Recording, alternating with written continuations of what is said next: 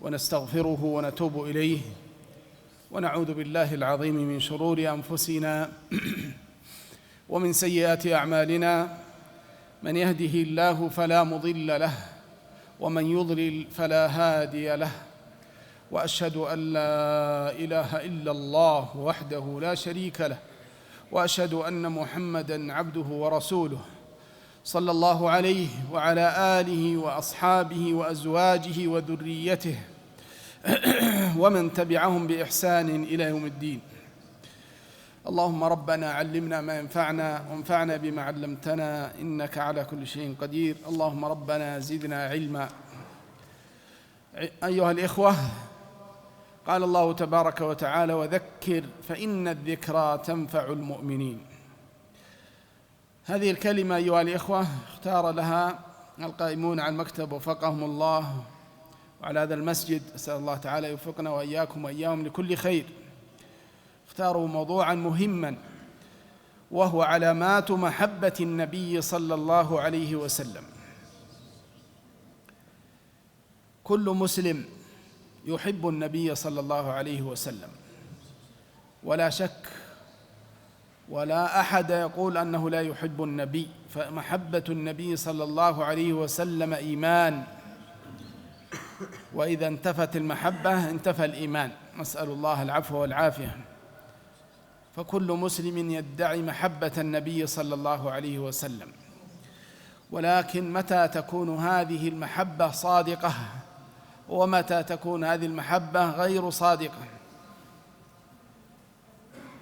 أيها الإخوة، العلامات كثيرة، ومنزلة محبة النبي صلى الله عليه وسلم من أوجب الواجبات وأعظم العبادات وأجل القربات، فمحبة النبي صلى الله عليه وسلم من محبة الله عز وجل. ولذلك الله تعالى قال: يا أيها الذين آمنوا إن تتولوا يستبدل قوما غيركم. ثم قال: ويحبهم ويحبونه. فالشاهد أن محبة الله عز وجل ومحبة رسوله صلى الله عليه وسلم من أعظم العبادات وأجل القربات. ولكن ينبغي علينا أن نعرف ما هي هذه العلامات التي تبين صدق مدعي المحبة، وتبين أيضا كذب من يدعي المحبة زورا وهو مخالف لها في الواقع. أيها الإخوة، أعظم العلامات وأقواها هو الاتباع للنبي صلى الله عليه وسلم، الاتباع والاقتداء بهديه صلى الله عليه وسلم، واتباع سنته وشرعه، والسمع والطاعة له عليه الصلاة والسلام. هذه أعظم علامة. ولذلك قال الله تبارك وتعالى: قل إن كنتم تحبون الله فاتبعوني يحببكم الله ويغفر لكم ذنوبكم. محبة الله عز وجل ادعاها قوم في عهد النبي صلى الله عليه وسلم، ادعوا أنهم يحبون الله ولم يؤمنوا بالنبي صلى الله عليه وسلم، فامتحنهم الله تعالى بهذه الآية. وهذه الآية امتحان لكل من يكذب في ادعاء المحبة. ولذلك قال سبحانه: قل إن كنتم تحبون الله. إذا كنتم صادقين في محبتكم لله تبارك وتعالى، فما هو السبيل إلى ذلك؟ ما هو الطريق إلى محبة الله؟ هي اتباع النبي صلى الله عليه وسلم. قل إن كنتم تحبون الله فاتبعوني.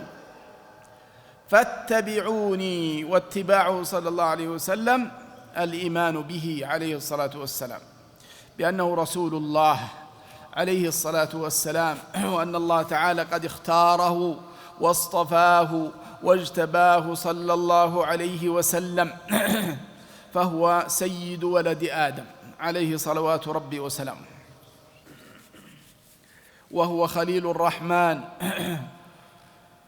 ويعني لا يخفى عليكم ذلك، ولكن اتباعه صلى الله عليه وسلم يعني الإيمان به عليه الصلاة والسلام والتصديق به، واتباع ما جاء به تسليما وحرصا على السلامة، لأن هذا هو السلامة وهذا هو الطريق الذي ينجي العبد عند الله عز وجل، أن يتبع النبي صلى الله عليه وسلم فيما أحب وفيما كره وفي كل أموره. ولذلك الصحابة رضي الله تعالى عنهم ضربوا أروع الأمثلة في محبة النبي صلى الله عليه وسلم، فدوا النبي صلى الله عليه وسلم بأموالهم وأنفسهم وأهليهم عليه الصلاة والسلام، وهو أهل لذلك، بذلوا الغالي والرخيص، بذلوا كل شيء في اتباعه والسير على طريقه عليه الصلاة والسلام.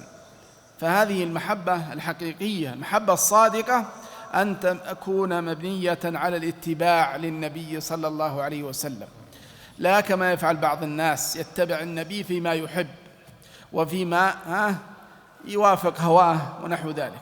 هذه محبة ناقصة، نسأل الله العفو والعافية، وقد تؤدي بصاحبها إلى الضلال والزلل والخلل الكبير في دينه والعياذ بالله، وقد يؤدي ذلك إلى الكفر والعياذ بالله. فلذلك ينبغي العبد أن يحب النبي صلى الله عليه وسلم أكثر من حبه لنفسه وأهله وماله، كما ثبت في الصحيحين من حديث أنس بن مالك رضي الله تعالى عنه أن النبي صلى الله عليه وسلم قال: لا يؤمن أحدكم حتى أكون أحب إليه من نفسه وأهله وماله، وفي لفظ ومن الناس جميعا، أو كما قال صلى الله عليه وسلم. فهذه العلامة العظيمة محبة النبي صلى الله عليه وسلم، يعني اتباع هديه، اتباع شريعته، اتباعه في كل ما جاء به صلى الله عليه وسلم مما يستطيع العبد عليه، لأنه إذا كان لا يستطيع شيئا فقد عذره الله عز وجل، فقد قال تعالى: واتقوا الله ما استطعتم. ولذلك قال: فاتبعوني يحببكم الله ويغفر لكم ذنوبكم. فمحبة النبي صلى الله عليه وسلم واتباعه يعني توصل العبد إلى محبة الله، إلى محبة الله، فيحبك الله إذا اتبعت نبيه صلى الله عليه وسلم. وماذا أيضا؟ ويغفر لك ذنبك. فمحبة النبي عليه الصلاة والسلام منزلة عظيمة، واتباعه صلى الله عليه وسلم بصدق وإيمان وإخلاص هذه منزلة الأبرار، منزلة السابقين، منزلة المقربين الصحابة رضوان الله تعالى عليهم كما قلنا. لذلك قال عمر رضي الله عنه، وهم أهل الصدق، وعمر معروف رضي الله تعالى عنه، قال: والله يا رسول الله إنك لأحب إلي من أهلي ومالي، وأحب إلي من كل شيء إلا من نفسي. صادق رضي الله تعالى عنه. فقال له النبي صلى الله عليه وسلم: لا يا عمر، حتى أكون أحب إليك من نفسك. فقال: الآن لأنت أحب إلي من نفسي وأهلي ومالي، عليه صلوات الله وسلامه. فهذه منزلة السابقين المقربين، منزلة عظيمة ينبغي الإنسان أن يسعى إليها ويجتهد فيها حتى يتحقق له ما وعد الله عز وجل، ما وعد بمحبته سبحانه وتعالى، وما وعد بمغفرته سبحانه وتعالى للمتبع لنبيه والمحب له صلى الله عليه وسلم. فهذه العلامة الأولى أيها الإخوة، ينبغي على الإنسان أن يراجع نفسه، هل هو متبع للنبي صلى الله عليه وسلم على الحقيقة؟ هل هو متبع للنبي في الظاهر والباطن، فيما يحب وفيما يكره، وإلا على هواه يأخذ ما يريد ويدع ما لا يريد؟ ينبغي إنسان أن يراجع نفسه في هذه المسألة، مسألة ليست سهلة أيها الإخوة. فإن العبد يجب عليه أن يرتقي. لا شك أن كما ذكر العلماء محبة واجبة ومحبة مستحبة، ولكن الإنسان ينبغي أن يترقى والإنسان ينبغي أن يكثر من الطاعة والاتباع للنبي صلى الله عليه وسلم حتى لعله يكون من المقربين والسابقين. فهذه علامة عظيمة ينبغي كما أسلفت أن نراجع أنفسنا أيها الإخوة في كل ما نأتي ونذر. هل نحن متبعون للنبي صلى الله عليه وسلم؟ هل نحن محبون للنبي صلى الله عليه وسلم بصدق؟ وإلا نصحح الوضع ونتدارك الأمر قبل فوات الأوان. ثم أيها الإخوة، من علامات محبة النبي صلى الله عليه وسلم الصادقة كثرة ذكره عليه الصلاة والسلام، وكثرة الصلاة والسلام عليه. هذه علامة بارزة ظاهرة ينبغي الإنسان أن يكثر من ذكر النبي صلى الله عليه وسلم. بماذا؟ بذكر سنته صلى الله عليه وسلم واقتفاء أثره عليه الصلاة والسلام. يعرف كل أمور النبي صلى الله عليه وسلم وسننه التي يفعلها الإنسان في يومه وليلته في كل أوقاته. سنن النبي صلى الله عليه وسلم وحياة النبي صلى الله عليه وسلم قد ذكرت لنا والحمد لله، بينت لنا في السنة، نقلها الصحابة رضوان الله تعالى عليهم بالتفصيل.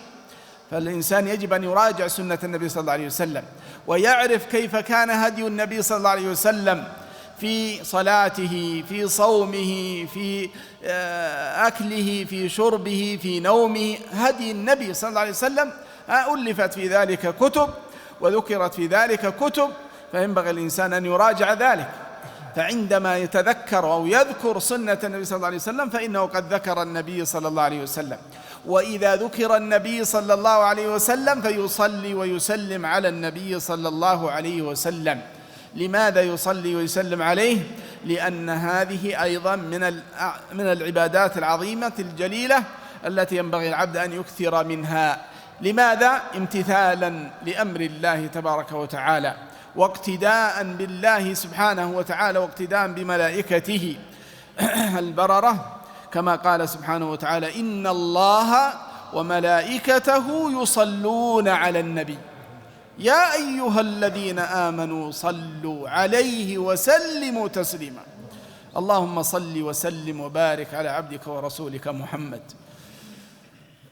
فهذا امتثال لأمر الله. الله أمرنا بالصلاة على النبي صلى الله عليه وسلم، فنكثر من الصلاة والسلام عليه. والله نفسه سبحانه وتقدس وتعالى صلى على النبي صلى الله عليه وسلم، وملائكته صلوا على النبي صلى الله عليه وسلم. فأنت يا عبد الله اكثر من ذلك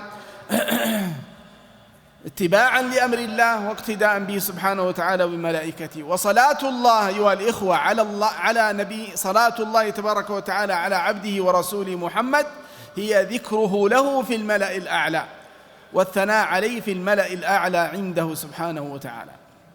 أما صلاتنا فهي الدعاء، دعاء للنبي صلى الله عليه وسلم. تقول: اللهم صل على محمد، أي يا رب نسألك يا رب أن تثني على عبدك ورسولك محمد في الملأ الأعلى. تدعو الله. فالصلاة على النبي من الدعاء. الصلاة على النبي صلى الله عليه وسلم دعاء وسؤال لله تبارك وتعالى أن يثني على عبده ورسوله محمد صلى الله عليه وسلم في الملأ الأعلى عنده تبارك وتعالى. ومن فضل الله علينا ورحمته سبحانه وتعالى أن النبي صلى الله عليه وسلم قال: من صلى علي صلاة واحدة صلى الله عليه بها 10. اللهم صل وسلم على عبدك ورسولك محمد وعلى آله وصحبه أجمعين. هذا من فضل الله علينا، أن إذا صلينا على النبي صلاة واحدة صلى الله علينا بها 10 صلوات. هذا من فضل الله، فنستكثر أيها الإخوة من ذلك. وهذه علامة على المحبة الصادقة. ولذلك كما يقال: من أحب شيئا أكثر من إيش؟ من ذكره. نشوف الناس اللي يحب الدنيا، يحب الأموال، يحب يكثر من ذكرها، أليس كذلك؟ في كل أوقاته، مع زملاء، مع أصدقاء، مع أهل، مع شأنه في هذا. لا يمنع إنسان يذكر ما يحتاج، لكن يكون عنده أمر أعظم، أمر سامي، أمر أكبر، أن يكثر من ذكر الله تبارك وتعالى وذكر رسوله صلى الله عليه وسلم. فإن هذا من أعظم العلامات الدالة على المحبة الصادقة للنبي صلى الله عليه وسلم. والصلاة أيها الإخوة على النبي صلى الله عليه وسلم ينبغي أن تكون مقترنة الصلاة بالسلام، لا كحال بعض الناس يقول اللهم صل على محمد، اللهم صل على محمد، اللهم صل على محمد. هذه كاملة ولا ناقصة؟ ناقصة. إنما يقول اللهم صل وسلم على نبينا محمد، أو اللهم صل وسلم على رسول الله. فتقترن الصلاة التسليم بالصلاة على النبي صلى الله عليه وسلم. أكمل الصلوات وأكمل يعني صفات الصلاة على النبي صلى الله عليه وسلم الصلاة الإبراهيمية، وهذه التي تكون في التشهد الأخير من الصلاة. اللهم صل على محمد وعلى آل محمد كما صليت على إبراهيم وعلى آل إبراهيم إلى آخره. وفي لفظ اللهم صل على محمد وعلى أزواجه وذريته كما صليت على إبراهيم وعلى آل إبراهيم، وبارك على محمد وعلى أزواجه وذريته كما باركت على إبراهيم وعلى آل إبراهيم في العالمين إنك حميد مجيد. فهذه تسمى الصلاة الإبراهيمية. وإذا اقتصر خارج الصلاة إذا قال اللهم صل وسلم على محمد فهذه صلاة كاملة يرجى له برها وأجرها، فيكثر من ذلك العبد ولا تأخذ منه وقت يسير. وفضائلها عظيمة كما أسلفنا، من فضائلها مغفرة الذنوب وتفريج الهموم والغموم.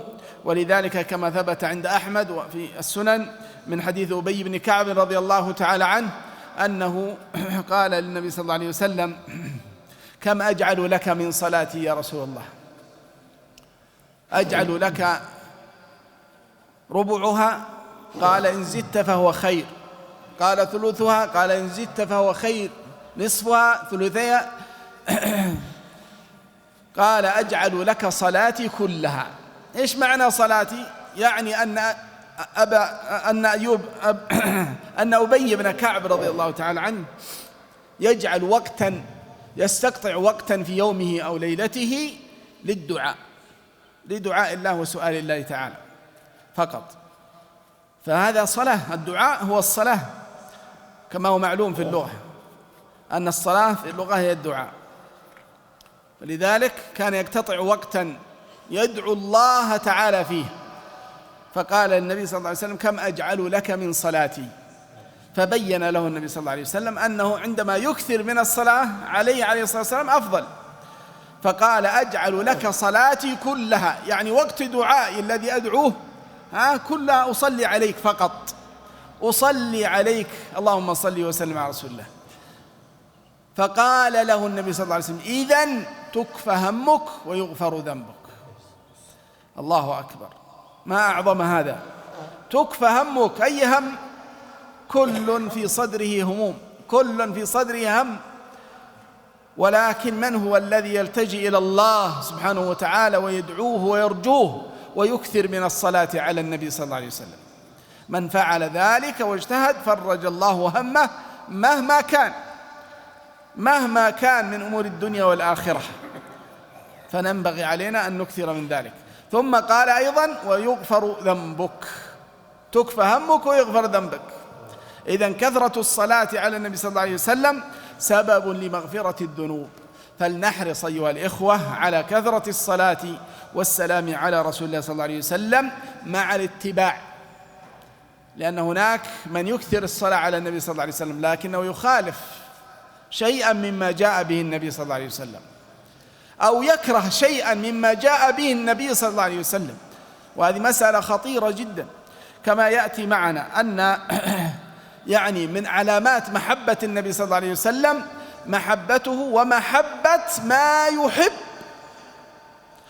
وبغض ما يبغض عليه الصلاة والسلام.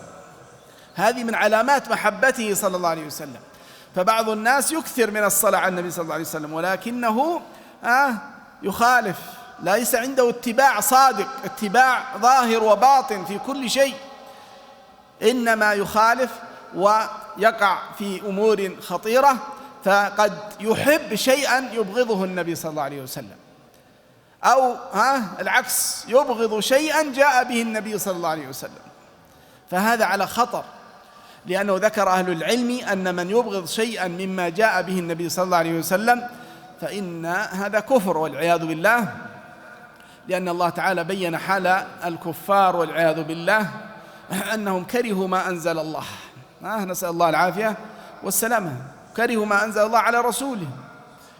فمن يبغض شيء مما جاء به النبي صلى الله عليه وسلم ذكروا أن هذا من النفاق الاعتقادي والعياذ بالله، وهذا كفر. أو يحب شيئا يبغضه النبي صلى الله عليه وسلم، كذلك أمره خطير، فيجب علينا أن نتقي الله تعالى، فنحقق كما أسلفت الاتباع والمحبة الصادقة للنبي صلى الله عليه وسلم وما جاء به عليه الصلاة والسلام، ومحبة من يحبه النبي صلى الله عليه وسلم، وبغض ما يبغضه النبي صلى الله عليه وسلم. هذه تمام الاتباع والمحبة، ثم يكثر من الصلاة على النبي صلى الله عليه وسلم كما أسلفنا. والقصص في هذا كثيرة، ولكن لا نريد أن نكثر عليكم من هذا، إنما هذه أمور ينبغي مراعاتها والاعتناء بها. أيضا أيها الإخوة، من العلامات القوية والشديدة التي تدل على صدق المحبة هي محبة رؤية النبي صلى الله عليه وسلم، والشوق إلى رؤيته عليه الصلاة والسلام، الشوق الشديد لرؤية النبي صلى الله عليه وسلم. هذه علامة مهمة جدا. لماذا؟ لما ثبت عند مسلم من حديث أبي هريرة رضي الله تعالى عنه أن النبي صلى الله عليه وسلم قال: أشد أمتي حبا لي ناس يكونون بعدي يود أحدهم لو رآني بأهله وماله صلى الله عليه وسلم. هذه علامة قوية على محبة النبي صلى الله عليه وسلم. يتمنى الصادق في المحبة لو فقد أهله وماله وكل شيء من الدنيا ليرى النبي صلى الله عليه وسلم فقط، عليه صلوات الله وسلامه. هذا يدل على المحبة الصادقة للنبي عليه الصلاة والسلام، أن الإنسان يشتاق لرؤية النبي صلى الله عليه وسلم ويتمنى رؤيته حتى لو فقد كل شيء من الدنيا. فنسأل الله تعالى أن يجعلنا وإياكم ممن يرى النبي صلى الله عليه وسلم، وممن يكون مع النبي صلى الله عليه وسلم في الجنة، إنه جواد كريم. ولذلك الحريص أيضا والمحب للنبي صلى الله عليه وسلم يتمنى رؤية النبي صلى الله عليه وسلم ولو في المنام. في المنام يتمنى رؤية النبي صلى الله عليه وسلم، فيكثر من الصلاة على النبي صلى الله عليه وسلم، ويعني يصدق في اتباعه ومحبته له عليه الصلاة والسلام. بإذن الله سيرى النبي صلى الله عليه وسلم. ومن رأى النبي صلى الله عليه وسلم على هيئته وصفته المذكورة في السنة فقد رآه حقا، فإن الشيطان لا يتمثل به عليه الصلاة والسلام. ولكن من رآه في غير صورته التي وردت في السنة فإنه ليس النبي صلى الله عليه وسلم، وإنما كما يقولون رمز على شيء آخر، كمن يرى النبي صلى الله عليه وسلم في المنام وعنده يعني لحيته مثلا بيضاء كلها، أو ليس عنده لحية، أو أصلع، أو نحو ذلك من الصفات التي يذكرها بعض الناس في تعبير الرؤى. فهذه ليست رؤية النبي صلى الله عليه وسلم، إنما هي رمز على شيء آخر.